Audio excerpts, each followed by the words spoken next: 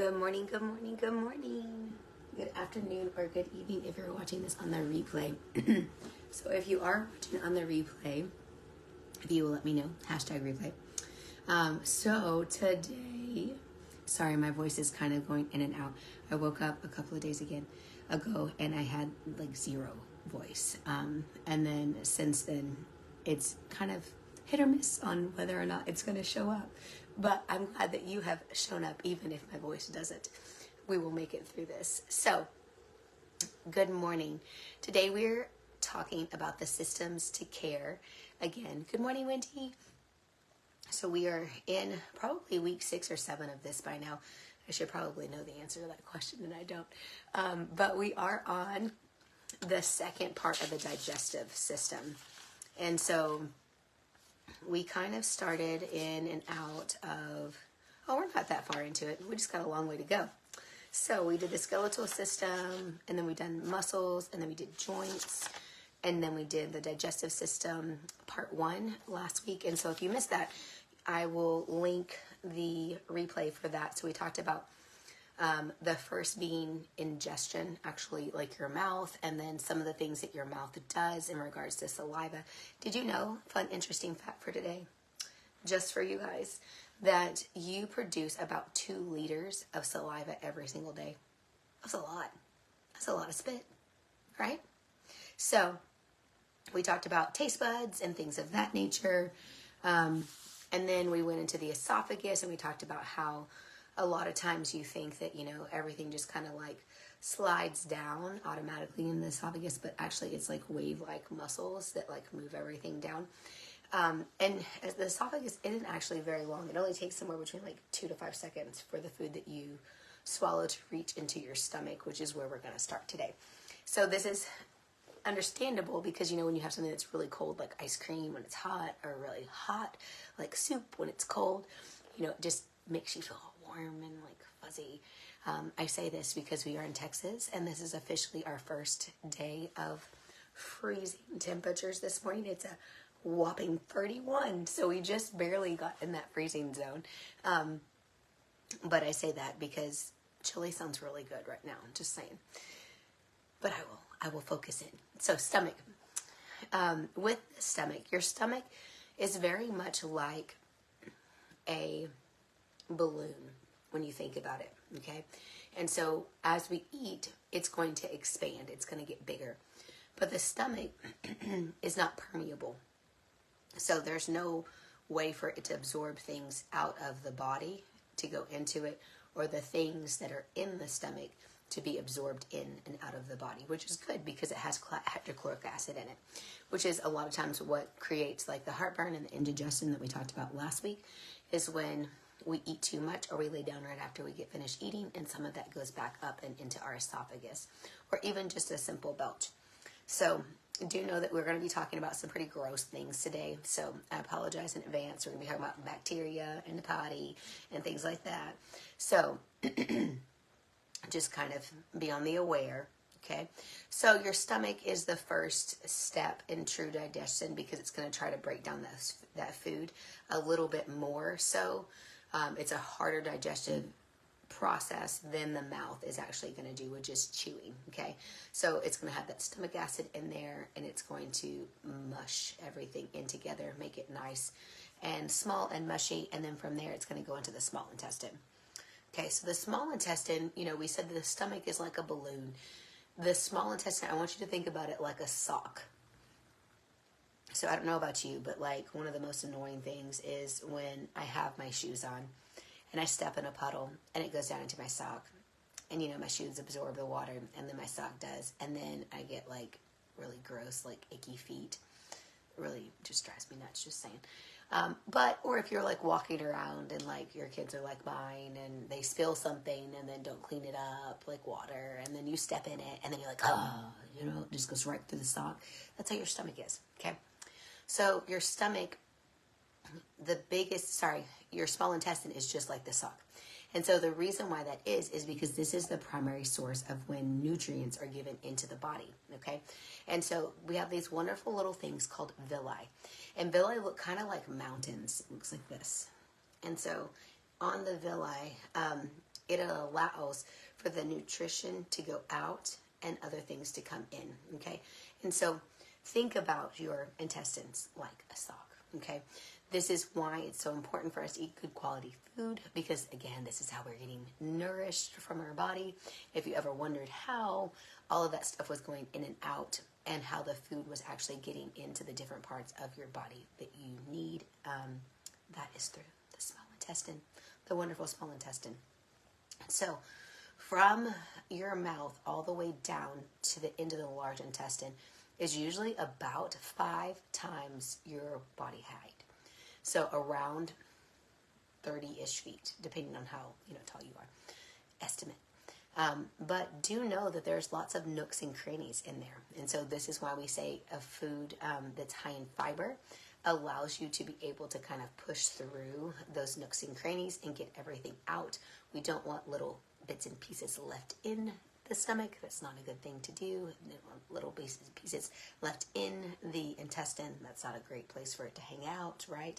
So the reason why we say that is because our gut, our digestive system, is made up of lots and lots of bacteria. Over 500 different types of bacteria are in your gut at a given time. And some of these are good, and some of these are not so good, and some of these are great, and we need lots of those. And so some of the signs that you might be needing to kind of look into gut health would be gas, bloating, constipation, diarrhea. Those are all signs that, very stinky bowel movements, a lot of times those are kind of commonly interconnected as well, okay?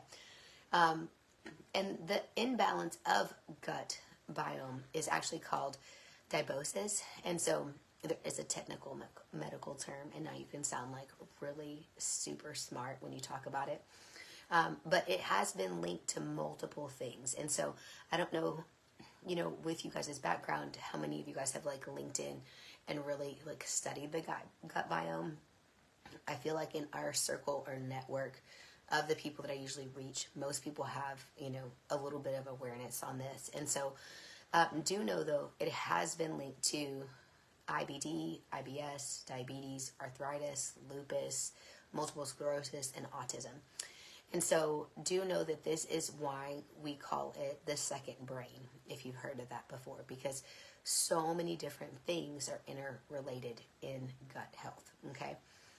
And so the things that decrease good gut bacteria are high processed foods, high sugary foods, and then antibiotics as well. So antibiotics are good, I agree. If you need to take them because you have something that your body cannot completely get rid of by its own immune system, then, it's a necessary that we have to do, right? But this is the reason why doctors are so apprehensive of giving antibiotics, is because of gut health. So not only with the antibiotics are you killing the bad germs, which is good, sometimes we need that, but you're also killing all of those good germs as well. And so we talk about antibiotics and only using them if you absolutely have to, because as much as we think that they're helping us feel better, they also interrelate to the gut biome, okay? And so some of the good ways that we can increase the good types of bacteria, let's talk about that, okay? So we can eat a big, diverse range of foods, okay? So, of course, things that have fiber in them, things that have natural, like fruits and vegetables, they're going to have vitamins and minerals and things of that nature. They were created that way for us to absorb them and for them to be able to clean us out more efficiently. So with that being said, too, we also have something called prebiotics and probiotics. And so this is where it kind of gets a little tricky, okay? So prebiotics are the type of foods that have different fibers in them to help feed the good bacteria, okay? So some of these could be like garlic, onions, bananas, asparagus. These have been known to have good prebiotics. So they give the actual live probiotic food to eat, okay? So things that are probiotics are things that have live bacteria in them, okay? So these would be your kefirs, your yogurts, kimchi, miso, sauerkraut, things of that nature. So fermented things. Fermented things have good bacteria in them. Okay? So if you're, coming off of antibiotics, it's a good thing to kind of increase those. Or if, maybe your house got a round of like the stomach bug, it's good to increase those. Those are going to be great things to kind of keep that gut biome back in where it needs to go. Okay? Another thing is the 3 that we always say. Like, I feel like it's a given. Anytime that we talk about anything, it's going to be, okay, we need to decrease our stress, we need to increase our sleep, and we need to make sure that we exercise. Like, that's the common 3 that I feel like no matter what you have, everyone says this is what you do. And so hopefully you are starting to see this theme as well. And I'm not trying to push this one down your throat as more as it's really, really important. We say these things all the time, but it's always like, but why? Why do we need to decrease our stress? Well, stress creates taxation on the body. And when you are under an immense amount of stress, even if you don't realize it, even if you don't acknowledge it, your body does. And so you're more likely to have inflammation. You're more likely to get sick. You're more likely to have these issues because your body's going in hyperdrive all the time because of the stress. The sleep, of course, is where you rejuvenate everything. And so it puts everything back to baseline.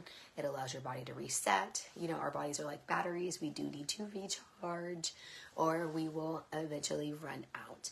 And then, of course, exercise is what we're designed to do. Our bodies are made to move. And so if you're not getting a good amount of daily activity, it's always important to get your exercise in. I have tons of videos on that too. Or if you have questions about that, let me know below and I can answer any of those.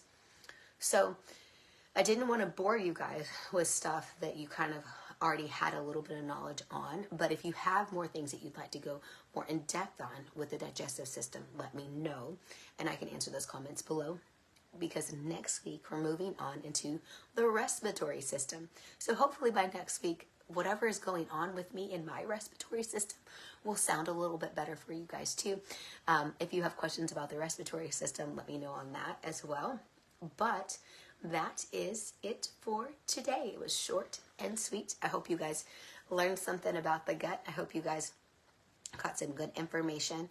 And I just really appreciate you two guys tuning in. I hope you have a good rest of your day. And yeah, happy November, guys.